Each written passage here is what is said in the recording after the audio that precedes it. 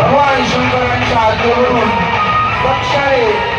जो अपमान भगवान शंकरांचा केला, सतीने जो देहत्याग केला, वीरभद्र प्रकट होऊन आले आणि वीरभद्रांनी दक्ष यज्ञामध्ये येऊन दक्षाच्या संपूर्ण यज्ञाचा विध्वंस केला आणि आपल्या शस्त्राने ज्या मुखाने शिवांची निंदा केली होती त्या मुखाचं छेदन केलं आणि दक्षाचा वध केला. वीरभद्र भगवान